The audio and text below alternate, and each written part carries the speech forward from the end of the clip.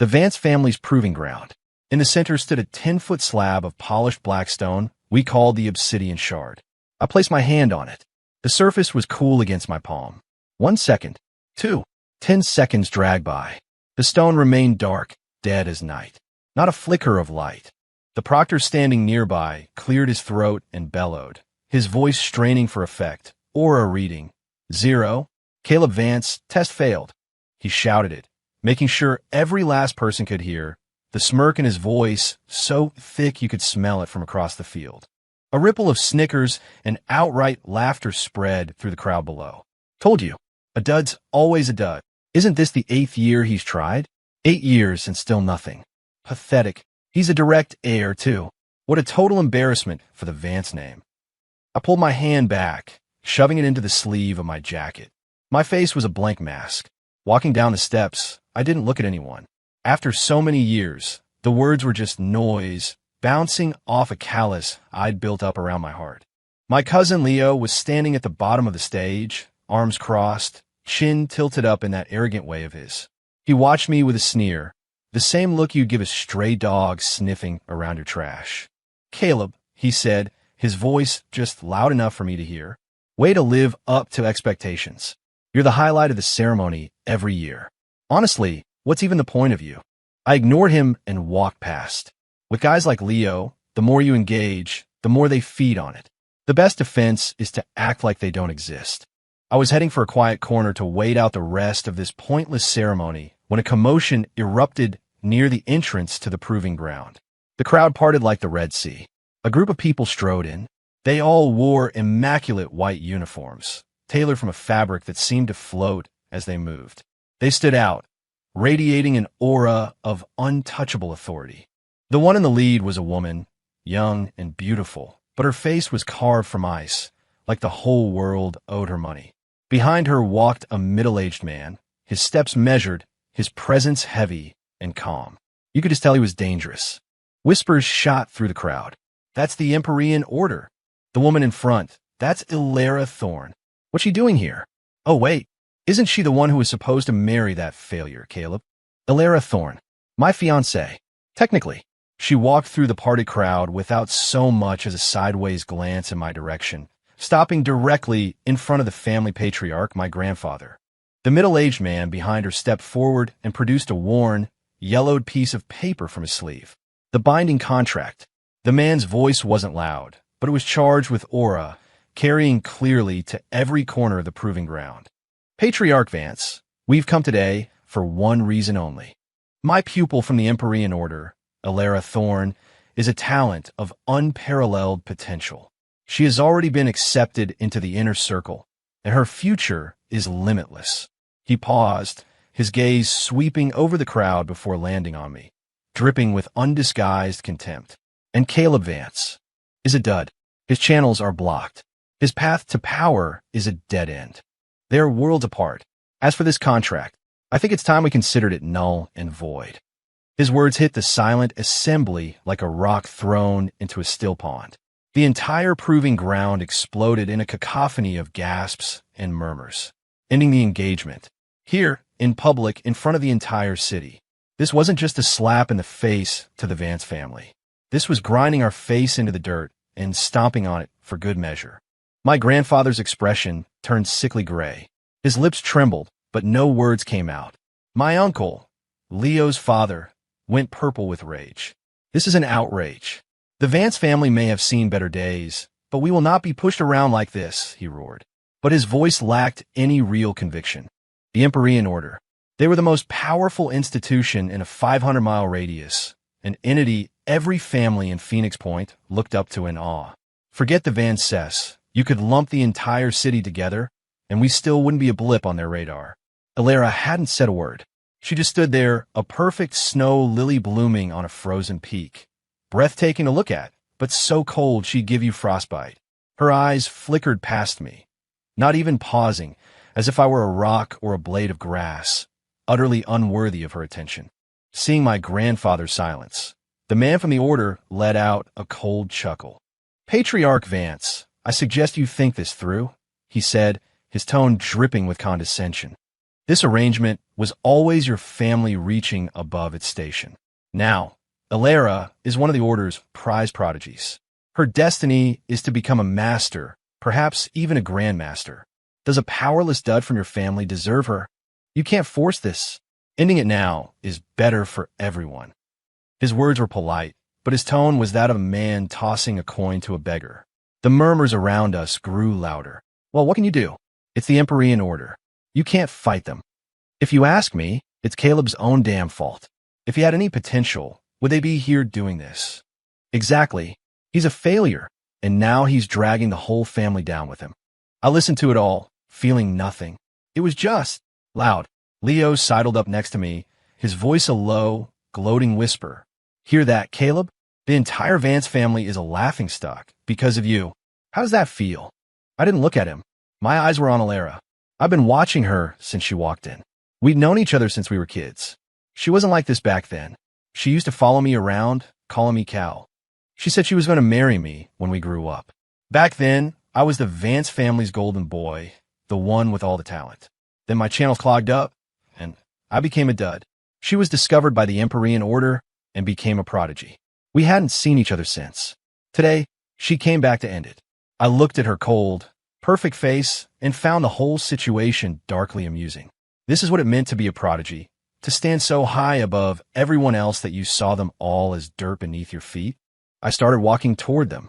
Every eye in the place snapped to me. Some looked on with pity, others with mockery, most with the hungry gaze of someone watching a train wreck. I didn't care. I stopped in front of them. The elder from the Order frowned, his eyes full of distaste. You must be Caleb Vance. What do you want? Don't tell me you're going to make a scene. It's useless. Elara has made up her mind. This contract is finished today. I didn't look at him. My eyes were locked on Elara. She was finally looking at me properly. Her expression was a mix of things. Contempt, impatience, and a tiny, well-hidden flicker of pity, as if she felt sorry for me. I smiled. Not a sneer, not a grimace. Just a simple, calm smile. The contract? I asked. My voice was quiet, but in the noisy arena, it cut through the air with perfect clarity. Everyone stared, dumbfounded. They probably expected me to cry, to beg, to get on my knees and plead with them not to leave me, or maybe to act like some hot-headed idiot, pointing a finger and yelling about how the tables would turn one day. Sorry to disappoint. I was neither. The elder, momentarily stunned, grunted and thrust the contract at me like he was shooing away a fly. Here, take it. I reached out and took the paper. It was old, the edges curled. The names our parents had written in crimson ink were faded, but still legible. I held it up, studying it for a long moment. Then I looked up at Elara. This is what you want? I asked. Her perfect eyebrows knitted together, as if she was annoyed that I dared to speak to her as an equal. She nodded, her voice as cold as the rest of her. Yes, just one word. Any more would have been a waste of her precious breath. Okay, I said, just one word back. Then, as everyone watched in stunned silence, I took the contract in both hands. Rip, the document, the last thread connecting her and me, tore cleanly in half. I wasn't done. I put the two halves together and tore them again. Rip, for pieces. 8, 16. I tore it slowly, deliberately, until it was nothing but a handful of unrecognizable confetti. Then I opened my hand. The scraps of paper fluttered down from my fingertips like a swarm of dead butterflies. The proving ground was utterly silent. Every person was staring, eyes wide, as if they were looking at a madman. That included the high-end mighty elder from the Empyrean Order, and my beautiful, ice-cold ex-fiancée, Elara Thorne. For the first time, a crack appeared in her frozen composure. Her expression was one of pure shock. I looked right at her and said, each word clear and sharp, the contract is torn. You're not dumping me. I'm done with you. Now you can get lost. What did you say? The elder was the first to snap out of it. He looked at me as if I just told the world's most offensive joke, his shock quickly curdling into explosive rage. A powerful wave of pressure, of pure aura, erupted from him and washed over me like a tidal wave. The pressure of a true master. For a normal person, it would have been enough to force them to their knees, to crush the very air from their lungs. The younger Vance family members standing nearby went pale, stumbling back in fear.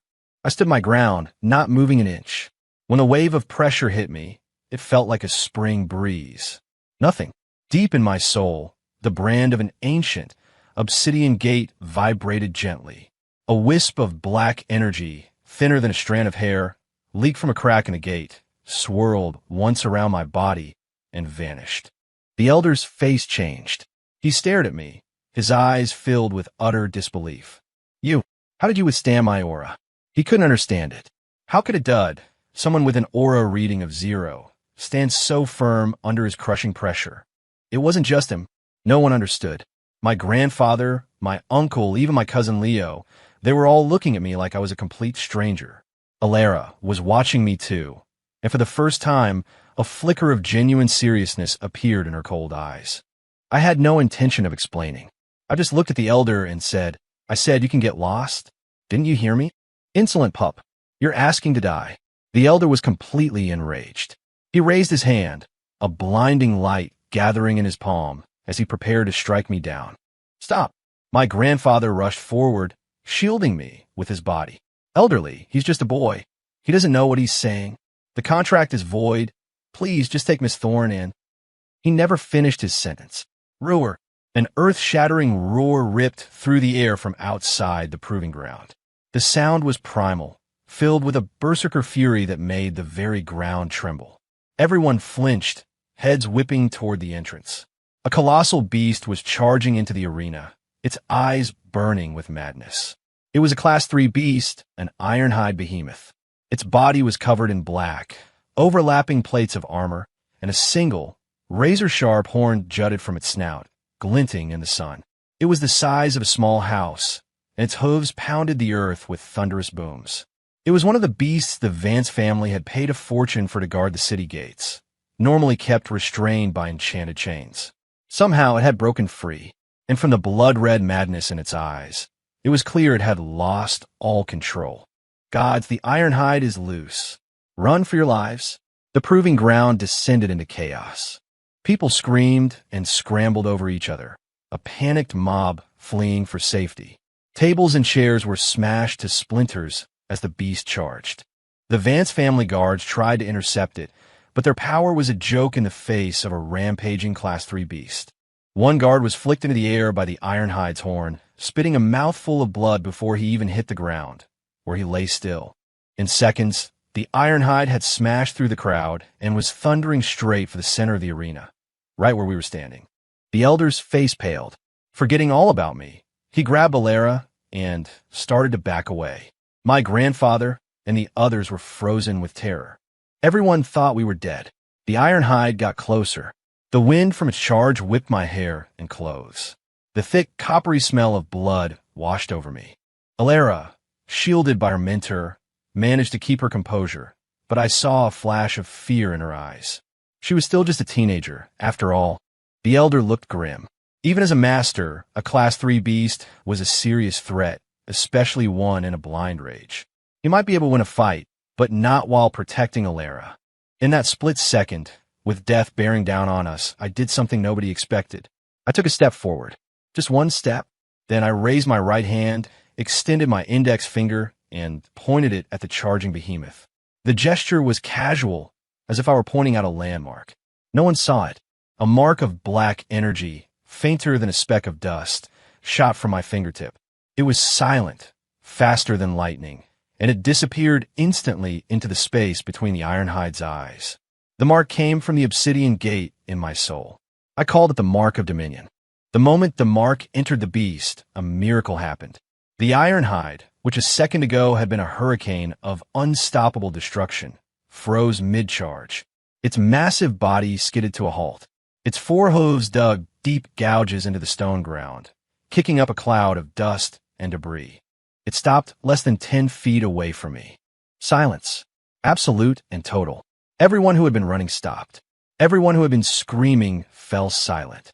They turned and stared, jaws agape, at the scene before them. The rampaging ironhide behemoth had stopped. The blood-red madness in its eyes was fading, replaced by something docile, something like reverence. It looked at me, and its enormous head slowly, deliberately lowered. Then it let out a low, rumbling whinny. The sound held none of its earlier fury. Instead, it was filled with a pleading, submissive tone, like a puppy seeing its master. I looked at it and gave a dismissive wave of my hand. Go back. The ironhide seemed to understand. It whinnied softly again, turned its massive body around, and began to walk, meek as a lamb, back the way it came. It had arrived like a thunderstorm and was leaving like a trained show pony. The proving ground was so quiet you could hear a pin drop. Everyone was in shock. They looked from the retreating beast to me, their eyes a mixture of confusion, disbelief, and a new, creeping emotion. Fear. No one could process what had just happened. A powerless dud. One finger. A rampaging Class 3 beast. Tame as a kitten. The concepts didn't fit together. I turned back to the elder from the Empyrean Order and Ilara Thorn. Now, I said calmly, can you get lost? This time, no one dared call me arrogant. The elder's mouth opened and closed, his face shifting from red to white and back again, but he couldn't manage a single word. He gave me one last, long look, his expression a tangled mess of confusion and dread. Then, without another word, he grabbed the still-stunned Ilara and turned and walked away. This time, they moved quickly. It looked less like they were leaving and more like they were fleeing. The people from the Empyrean Order were gone. The drama at the proving ground was finally over. But for me, things were far from finished. Every single I was still locked on me, like a field of searchlights. But the way they looked at me had changed. Before, it was mockery, contempt, the way you look at something worthless. Now, it was awe, confusion, and a poorly hidden fear. People are like that. They'll bully the weak, but they're terrified of a monster they can't understand. To me, both looks felt about the same. I ignored them all and turned to leave the suffocating atmosphere of this place. Caleb, stop right there. My grandfather's voice rang out from behind me. I paused and turned back. My uncle, and Leo were hurrying toward me. My grandfather stopped right in front of me, his cloudy eyes boring into mine as if trying to find an answer written on my face. What? What was that just now? He asked, his voice hoarse. What was what? I asked coolly, my hands in my pockets. The ironhide, my uncle cut in, his voice agitated. What did you do to it? Why did it suddenly listen to you? Everyone leaned in, straining to hear. It was the question on all their minds. I glanced at them. I didn't do anything. Didn't do anything? Leo shrieked, pointing a trembling finger at me. You're lying. We all saw you. You pointed at it and it just stopped. You must have used some kind of dark magic. Dark magic? In a way, he wasn't wrong. The power from the Obsidian Gate, in a world that feared and reviled such things, was exactly that. I couldn't be bothered to argue with him. Believe what you want, I said, and turned to leave again. Stop, my grandfather commanded, his tone sharper this time. Caleb, you are the direct heir of the Vance family. We have a right to know what is going on with you. You will explain yourself right now. I paused again, looking back at him. His face was a mask of anxiety and concern. I knew what he was worried about. A powerless dud who suddenly displays an incomprehensible, terrifying ability. It wasn't normal, and things that aren't normal are dangerous. I sighed internally. Some things couldn't be explained, not because I didn't want to, but because they wouldn't be able to comprehend it. Was I supposed to tell them there was a gate in my soul, and behind it waited countless demons and monsters, and I was its master? They'd either think I was insane or tie me to a stake and burn me as a heretic. I settled on the simplest excuse I could think of. It was nothing. I guess that beast, and I just have a connection. A connection? Leo laughed, a hysterical edge to it. You have a connection with a rampaging monster? Caleb, if you're going to lie, at least make it a good one. I ignored him. I looked at my grandfather and said, very seriously, Grandfather, I'm tired. I want to go rest. He stared at me for a long time. My gaze was calm and unwavering. Finally, he seemed to deflate, waving a dismissive hand. Fine, fine. Go on then. His expression was a mix of disappointment and helpless frustration. I said nothing more and walked away. I knew this wasn't over, not by a long shot. But right now, I needed to be alone. Back in my small, secluded cottage, I shut the door. I walked to my bed and sat cross-legged. Closing my eyes, I let my consciousness sink deep into my soul. There, suspended in the silent darkness, was the ancient, mysterious Obsidian Gate. Its surface was covered in complex, swirling demonic runes that pulsed with a desolate, chilling energy. This was my secret, the Obsidian Gate. I had no idea where it came from. It had been a part of my soul for as long as I could remember. And it was because of this gate that all my body's channels were blocked by an invisible force, making it impossible for me to draw in even a shred of aura from the world. That's why I was a dud. For 8 years, I had tried everything to get rid of it, to break it, but nothing worked. Until 1 month ago, during one last, desperate attempt, I had accidentally smeared my own blood on one of the runes on its surface. And just like that, I became its master. Or rather, its contractor. From that day on, I began to understand just how powerful this gate was. It didn't need me to train or to gather aura. It only needed one thing: fuel, crystals, rare materials, the life force of my enemies. Anything with energy could be used as fuel to open the gate. The more valuable the fuel, the more powerful the entity I could summon. That mark of dominion I'd used on the Ironhide had consumed a minuscule amount of energy. It was the barest wisp of demonic power, converted from a few low-grade aura crystals I'd saved up over the last month. My consciousness touched the gate. A cold intelligence pulsed back at me, an acknowledgement. I could feel them. Behind the gate, countless pairs of eyes were peering out into my world. Eyes filled with greed, bloodlust, and an insatiable hunger. They were desperate to get out, and I was the only one who could open the door. Not yet, I told myself. I was still too weak, and the fuel I had was pathetic. With just a few low-grade crystals, the best I could do was summon a couple of bottom-tier imps. They were useless in a real fight. Summoning them would be a waste. I needed more fuel. Higher-grade fuel. Like a crystal quarry.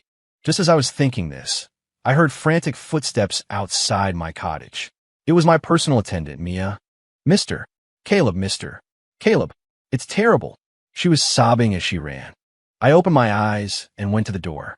Mia stumbled into my arms, gasping for breath. Sir, the Patriarch. He's summoned you to the council hall. It's an emergency. I frowned. What happened? It's the Riker family. Mia choked out. They've stormed the estate. They say they're taking over the crystal quarry west of the city. The Rikers, one of the 3 major families in Phoenix Point and our biggest rivals. The West Quarry was the Vance family's single most important asset, accounting for more than half of our income. The Rikers had been drooling over it for years. It seemed they had decided to strike today, while the Vance family was at its most humiliated. Let's go see. I patted Mia's shoulder and started toward the council hall. I could hear the shouting before I even got there. Don't play dumb with me. Marcus Vance, a gruff voice roared. Your family has worked that quarry for 50 years. It's time for a change of management. Never, Riker, my uncle yelled back. My ancestors discovered that quarry. On what grounds do you demand it? On what grounds? On the grounds that my son, Jax, has already reached the 9th tier of power. And your family's best prospect, that boy Leo, is what? A tier 7. The voice, which had to be Patriarch Riker, was dripping with smug satisfaction. Phoenix Point has rules. Disputes over assets are settled by a duel between the younger generation. What's the matter? Is the Vance family all out of fighters? If you're scared, just sign the transfer deed now. It'll save you the embarrassment of getting crushed in the arena. I stepped into the council hall. The room was split into 2 factions. On one side stood my grandfather and my uncle, their faces grim. On the other was a group of burly men, led by a man with a brutish face and muscles straining his shirt. That had to be the head of the Riker family. Standing behind him was a young man with a look of pure arrogance on his face. That must be his son, Jax, a tier 9 channeler. Among the younger generation of Phoenix Point, that was top-of-the-line talent. Riker saw me enter, blinked, and then burst into loud, obnoxious laughter. Well, if it isn't the Vance family's famous dud. What's going on? Are you really so desperate that you're calling this trash into a council meeting? The men behind him joined in the laughter. The faces of the Vance family members turned even darker. Being insulted in your own home was humiliating, but there was nothing they could do. Because he was right. In the younger generation, no one in our family could hold a candle to Jax Riker. Leo stood behind my uncle, his fists clenched so tight his knuckles were white, his eyes red with fury. But he didn't dare step forward. Tier 7 versus Tier 9. The gap was enormous. He wouldn't last 10 seconds in a real fight. My grandfather's face was like a thundercloud. He glared at Riker and said coldly, "You can save your arrogance, Riker. A duel it is. 3 days from now, at the Proving Ground. The Vance family has not fallen so far that we would run from a challenge." "Good. That's what I like to hear." Riker clapped his hands, his smile widening. "I love your stubborn pride, old man. I'll see you in 3 days, and I'll enjoy watching you sign that quarry over to me." With that, he and his men swaggered out of the hall. After they left, a dead silence fell over the room. The atmosphere was suffocating. "Father, why did you agree to that?" my uncle demanded. "Leo is no match for Jax Riker. This is the same as just handing them the quarry. And what choice did I have?" My grandfather sank wearily into his chair, rubbing his temples. "To admit, in front of everyone, that the Vance family has no one left. So what do we do now? In 3 days, where are we going to find someone who can beat him?" No one spoke. It was an impossible question. Just then, Leo, who had been silent, turned his gaze on me. His eyes were filled with a strange, venomous resentment. "This is all your fault," he suddenly exploded, pointing at me. "If you hadn't humiliated us at the Proving Ground today, making the entire city laugh at us, the Rikers would never have dared to make a move this fast." I frowned but didn't say anything. "How dare you even stand here?" he spat. "You've disgraced our name. You're a curse on this family." He grew more and more agitated, as if he could purge all his own fear and humiliation by dumping it on me. "That's enough." My grandfather slammed his hand on the table, silencing him. "Blaming him now is useless. Instead of finding a solution, you're attacking your own family." Leo shrank back, but his hateful glare remained fixed on me. My grandfather sighed, his gaze sweeping over everyone present. "The duel in 3 days will decide the fate of this family. Besides Leo, who else is willing to fight?" Silence. To go up would be to invite humiliation. Who would volunteer for that? The moment stretched on, thick with shame. It was then that I spoke. "I'll do it." My voice was quiet, but in the silent hall, it landed like a thunderclap. Every head swiveled toward me. The looks they gave me were even stranger than the ones at the Proving Ground. Shock, confusion, utter disbelief. Leo was the first to react, laughing hysterically. "You? Caleb, are you dreaming? You're a powerless dud. What you can do, go up there and be a punching bag." My uncle scowled. "Caleb, stop this foolishness. This is not a game." Even my grandfather, who had always had a soft spot for me, looked at me with a sharp, probing gaze. "Caleb, do you have any idea what you were saying?" I nodded. "I do." My expression was perfectly calm. I said, "The duel is the best of 3 rounds. One more person is one more option. It's not like my reputation can get any worse, can it?" The logic was sound. If a dud lost, it was expected. But if he won, no one thought I could win. But having another name on the roster couldn't hurt. The hall fell silent again as they considered it. After a long moment, my grandfather slowly nodded. "Very well. Your name will be added to the list." He looked at me, his eyes full of complex emotions. "Caleb, I don't know what's happened to you, but you must remember that you are a Vance. The family must always come first." I nodded. "I understand. The family comes first." I smiled to myself. I was simply very interested in that crystal quarry. It was the perfect fuel. 3 days passed in a blur. I spent the time in my cottage, seeing no one. A dark cloud of gloom hung over the Vance estate. Everyone was certain that we were going to lose the duel. Leo locked himself in the training room, pushing himself day and night in a desperate attempt to break through to the next tier. But miracles were in short supply. When he emerged on the day of the duel, he was pale and gaunt, his aura still stuck firmly at Tier 7. Led by my grandfather, our family procession made its way to the city's central arena. The place was already packed with spectators. 2 of Phoenix Point's founding families dueling over the rights to a crystal quarry was the biggest news in decades. The Rikers were already there. The patriarch and his son, Jax, stood on the far side of the fighting stage, radiating smug confidence. When he saw us approach, Riker shouted across the arena, "Took you long enough, old man. I was starting to think you'd chickened out." The Riker clan roared with laughter. My grandfather's face was grim, but he ignored the taunt. We took our places. An official from the city administration stepped onto the stage and announced the rules. Simple enough.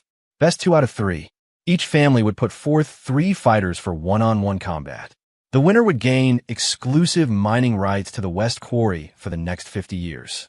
Now, present your list of combatants, the official called out. Riker casually tossed a wooden placard to the official. Jax Riker, Rex Riker, and Roman Riker, 3 of their strongest young fighters. Jax, in particular, was a Tier 9 prodigy, one of the most powerful young channelers in the entire city. All eyes turned to our side. My grandfather took a deep breath and handed over our placard. The official took it, glanced down, and read aloud. The Vance family combatants are Leo Vance, Flynn Vance. He paused, a strange look crossing his face. He looked back down at the placard, as if to make sure he hadn't misread it. Then, in a tone of profound uncertainty, he read the final name. And Caleb Vance. For a split second, there was silence. Then, the entire arena erupted in a tidal wave of laughter. What? Did I hear that right? Caleb Vance, the #1 dud in Phoenix Point? He's actually competing. The Vances must be completely washed up. They're using a dud to fill a slot? They're just forfeiting a round. Riker laughed so hard he had to clutch his stomach, tears streaming from his eyes. Marcus, you old fool. Are you trying to make me die of laughter so you can inherit my estate? Faced with the tsunami of ridicule, the Vance family members hung their heads in shame. Leo was shaking with rage. This was the most humiliating day of his life. Only I remained impassive. A faint, knowing smile played on my lips. This was good. Let them all think I was a dud. It would make what was coming so much more interesting. The duel began. First round, the Rikers sent out Roman, a Tier 6. Our side sent out Flynn, also a Tier 6. They were evenly matched, trading blows in a flashy display of light and energy that the crowd loved. They roared and cheered with every impact. I wasn't interested. To me, a fight at this level was like watching toddlers slap each other. I closed my eyes and focused inward, on the obsidian gate in my soul. Behind the gate, all was darkness. But in that endless void, I could see them, countless twisted, monstrous shapes. I could hear their roars, their howls. They craved flesh and blood. They craved slaughter. My fingers tapped a silent rhythm inside my sleeve. I was calculating, figuring out what I could do with the pathetic amount of demonic energy I currently had. Summon an imp? Create an illusion? Or simply corrupt my opponent's mind with a whisper of pure dread? There were so many options. But whatever I did, it couldn't be too obvious. Crack! A loud impact pulled me from my thoughts. I opened my eyes. On the stage, Flynn was flying through the air, blood spraying from his mouth, before landing in a crumpled heap on the ground. He had lost. The mood on our side turned to ice. The Rikers cheered wildly. Round 1 goes to the Riker family, the official announced. Our people rushed to carry the unconscious Flynn off the field. Round 2, combatants to the stage. Riker waved a hand, looking insufferably pleased with himself. A young man built like a bear jumped onto the stage. Rex Riker, a Tier 8. Seeing him, the hearts of everyone in the Vance family sank. The Rikers weren't giving us an inch. They were sending out their second-best fighter right away. On our side, that left only Leo. Leo's face was pale. As a Tier 7, his chances against a Tier 8 were next to none. But he had no choice. If he lost, it was all over. Leo, be careful, my uncle said, his voice strained. Leo gritted his teeth, nodded, and walked onto the stage, sword in hand. The entire arena held its breath. Everyone knew this was the Vance family's last stand. I watched Leo on the stage, feeling nothing. Whether he lived or died didn't matter to me. Only the quarry mattered. I needed it. I needed it for fuel, to open the gate to limitless power. And for that, the Vance family could not lose. Not yet, anyway. The fight between Leo and Rex was brutal from the start. Leo knew he was outmatched, so he went all out, his sword a blur of desperate, aggressive strikes aimed at Rex's vital points. Rex, confident in his superior power, simply met every blow with his bare fists, his hands glowing with a thick, earthy aura. Clang, clang, clang. The sound of metal on reinforced flesh echoed through the arena. With every collision, Leo's body shuddered, his face growing paler. Anyone could see he was on his last legs. The Vance family watched, their nerves stretched to the breaking point. My grandfather's fists were clenched so tightly his knuckles were white. "Leo, give up. Stop fighting," my uncle screamed from the sidelines. If this continued, Leo wouldn't just lose, he'd be killed. Rex's attacks grew more vicious. He was toying with him, enjoying it. "Is that all you've got, Vance?" he taunted between blows. "Are all of you just a bunch of weaklings?" Leo, enraged, let out a roar and poured every last ounce of his aura into his blade. "Take this." Tidal wave slash. His sword hummed, glowing with a brilliant blue light, and he unleashed a shimmering wave of energy that crashed toward Rex. It was the Vance family's signature technique, Leo's ultimate move. Faced with the powerful attack, Rex finally looked serious. But he still didn't dodge. "Nice try," he bellowed, crossing his arms in front of his chest as the earthy glow around them intensified into solid-looking gauntlets. Immovable Kingsguard. Boom! The sword wave and the aura-clad fists collided. A massive shock wave blasted outwards, cracking the stone floor of the stage. When the dust settled, Rex was still standing, his clothes a little torn but otherwise unharmed. Leo's sword, however, was in two pieces. He himself was thrown backward like a broken doll, slamming into the edge of the stage and coughing up a torrent of blood. He tried to get up, but his body wouldn't respond. Round 2. Winner, Rex Riker. The official's voice was like a judge's gavel, sealing our fate. It was over. 2 rounds, 2 losses. The Vance family had lost. The West Quarry was gone. Our section of the arena was a graveyard of silent, ashen faces filled with despair. The Riker side erupted in a deafening roar of victory. Riker threw his head back and laughed, his voice booming across the arena. "Marcus Vance, according to the rules, from this day forward, the West Quarry belongs to me. Bring me the transfer deed. Let the old man sign his family's future away."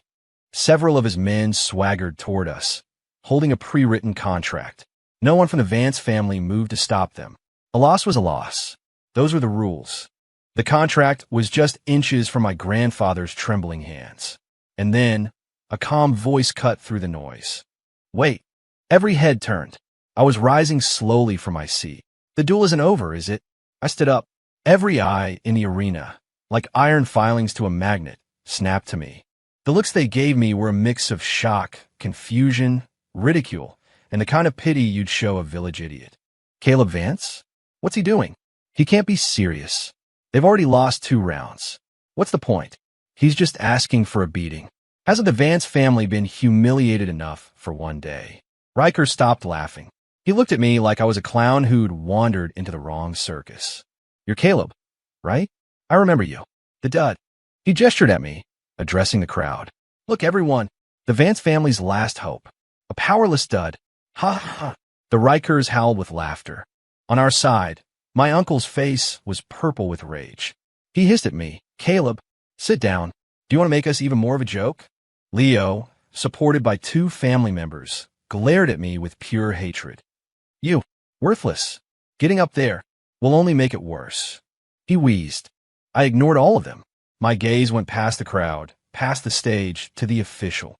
"Official," I said calmly. "The rules are best of 3. We've only had 2 rounds. We still have 1 fighter left. The duel is not over." The official hesitated. He looked at me, then at my grandfather.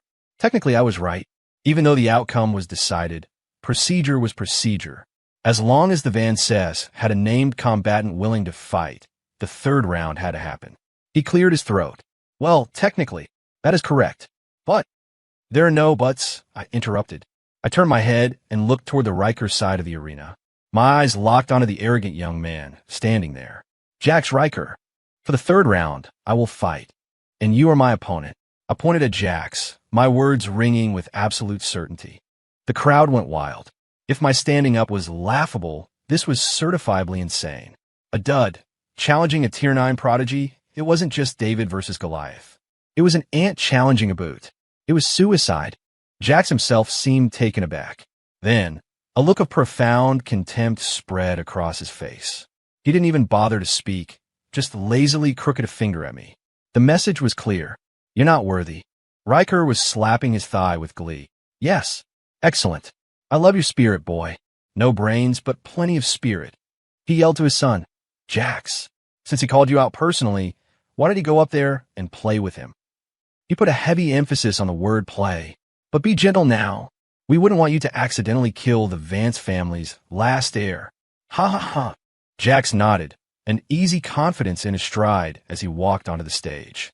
He stood there, looking down at me as if I were an insect he could crush without a second thought. Come on up, Dud, he said casually. I'll give you 3 free shots. I didn't answer. I walked, step by step, toward the stage. With every step, the mockery from the crowd grew louder. With every step, the faces of my family grew darker. No one believed in me.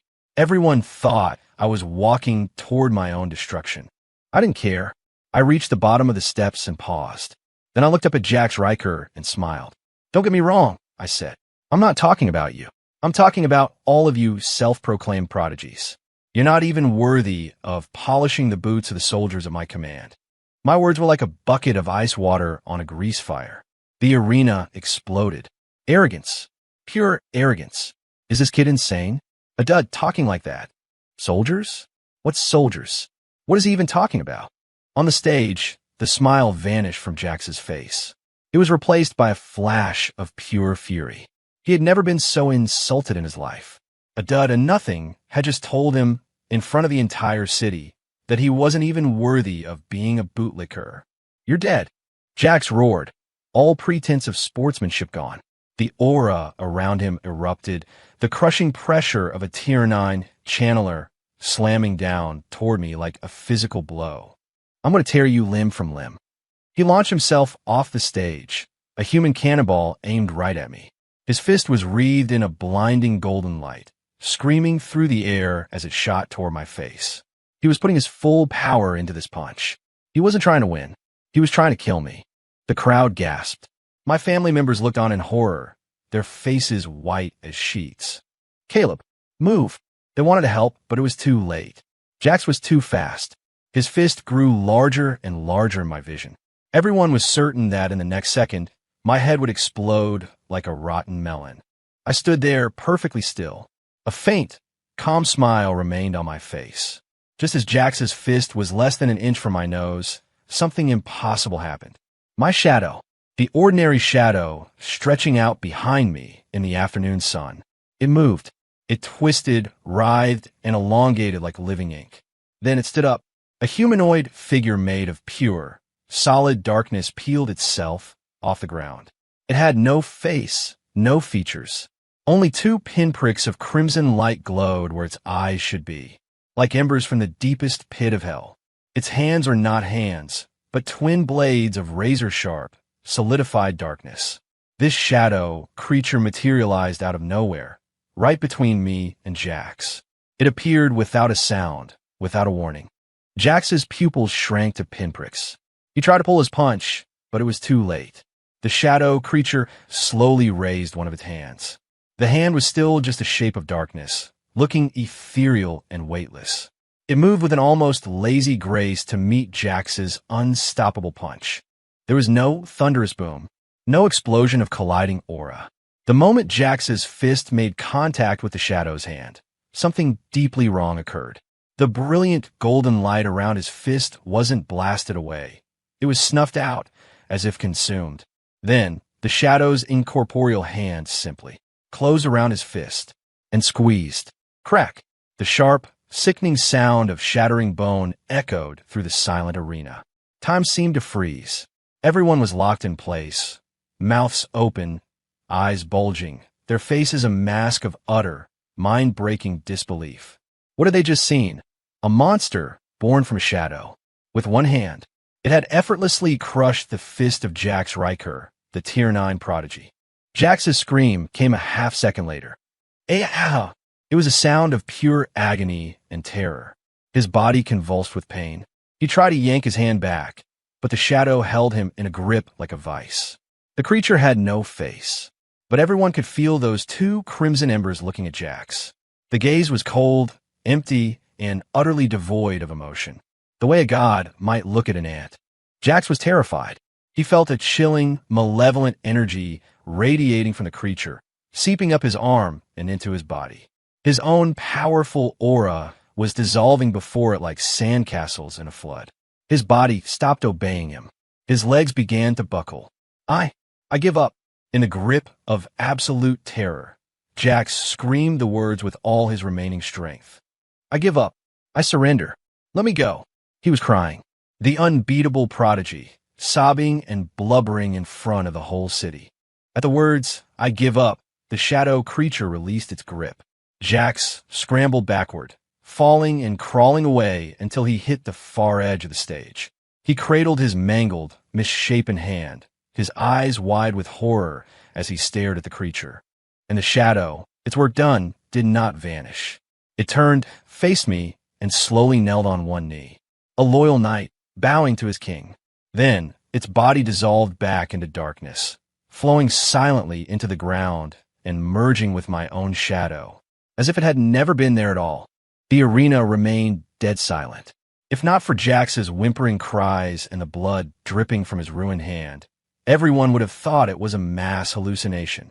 I took a step up onto the stage. I walked over to Jax and looked down at him. When my eyes met his, he flinched and tried to shrink away. I ignored his terror. I just spoke, my voice quiet, but carrying to every person in the silent arena. Now then, round 3 is my victory. And according to the best of 3 rule, this duel is won by the Vance family. My words were the thunderclap that broke the spell. People looked at each other, their faces a kaleidoscope of shock and confusion. The Vance family had actually won. In this impossible way. No one cheered. No one even whispered. A strange, unnerving quiet settled over the proving ground. Every eye was fixed on me. The looks were no longer of mockery or pity. Now it was a deep, primal fear. They looked at me as if I were a monster wearing human skin. Riker rushed onto the stage and helped his blubbering son to his feet. He glanced at Jax's mangled hand, his face turning a shade of purple, his eyes filled with hatred and a healthy dose of fear. He stared at me, his lips moving as if to spit a threat. But when his eyes met my calm gaze, the words died in his throat. He was afraid. He had no idea what that thing from my shadow was. But he knew it could have easily killed his son, and by extension, it could have easily killed him. We're leaving. In the end, he said nothing more. He picked up Jax and, with the rest of his family, beat a hasty and humiliating retreat. As the Rikers left, the farcical duel was finally over. The outcome was something no one could have predicted. The Vance family had won. The vital crystal quarry was safe. But on the faces of the Vance family members, there was no joy. My grandfather, my uncle, all of them. They stood there, looking at me as if I were a stranger. Their expressions were no different from those of the gawking crowd, filled with awe, distance, and fear. I stepped down from the stage. As I walked toward them, they instinctively took a step back. An invisible wall now stood between us. Finally, my grandfather mustered the courage to approach me. His face was a wreck of conflicting emotions. Caleb, he began, his voice dry. What was that? I looked at him, and at all the familiar yet alien faces behind him. I knew, from this day on, nothing would ever be the same. I was no longer Caleb Vance, the dud everyone could mock. But I was also no longer just a member of their family. I didn't feel loss. I almost felt like laughing. This was power. It makes you lose some things, but lets you gain so much more. I didn't answer my grandfather's question. I just looked at him and said the same thing I'd said before. Grandfather, I'm tired. I want to go rest. And with that, I turned and walked away. This time, no one dared to stop me. The crowd before me parted, clearing a path. The sun shone down, stretching my shadow long and thin behind me. I knew every single person was staring at that patch of darkness at my feet, as if, at any moment, another monster might crawl out of it. I didn't look back. I just spoke a silent word to the obsidian gate in my soul. This is just the beginning. End.